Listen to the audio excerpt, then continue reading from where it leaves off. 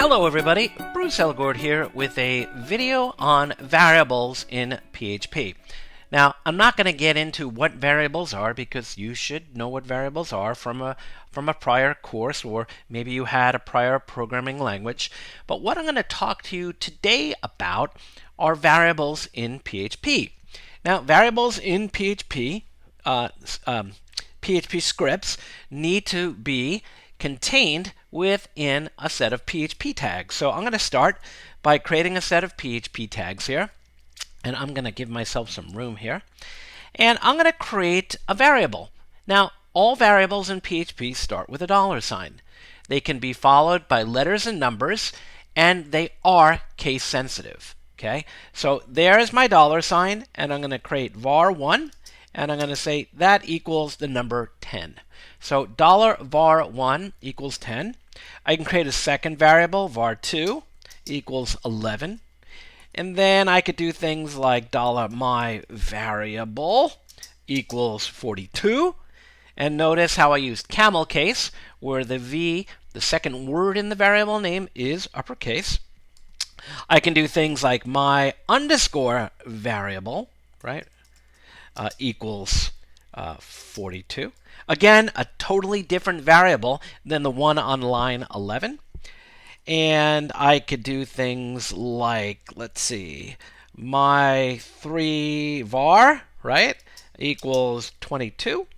I could even do things like $_myvar1, and that equals, say, I don't know, 0.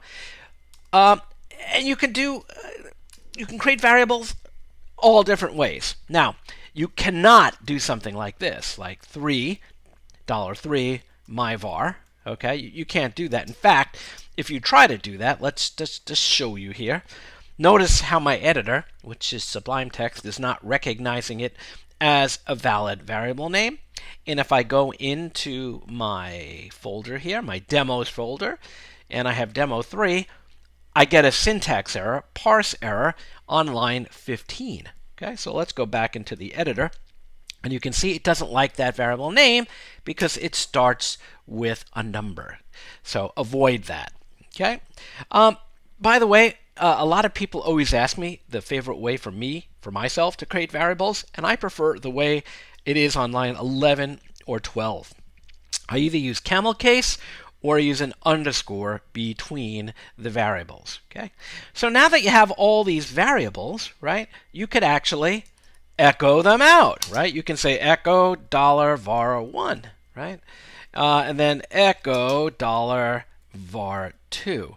Now, if you remember from the video prior to this on the echo statement, if I don't put some type of break, right, in the HTML, those two values are going to appear next to one another. So let me just show you that. Okay, let me just show you that. I'll refresh the page here.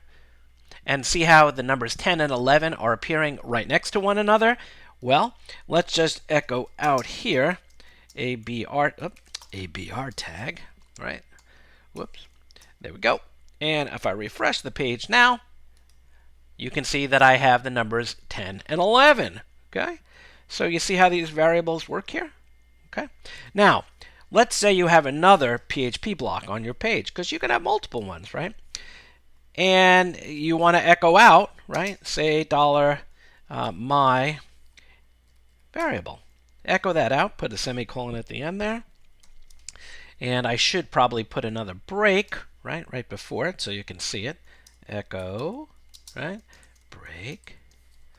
Hit a semicolon. And refresh the page. And you can see the number 42 being displayed. That's because the variables can be used between different PHP tags on a single page. Okay, so let me point to that again. The variable on line 23, my_variable, is actually defined right on line 12 up here. The other thing you can do too, right, is I'll create a new variable called user name equals Bruce Elgord, and that's a string, right? I'll put a semicolon there. And then I will echo out, right? I'll echo out $username. So let me do that. I better put a break in here so you can see it clearly, right? There we go. And I'm going to go back to my page and hit refresh. And now you can see it echoed out Bruce Elgort, my name, right? So that's how variables work.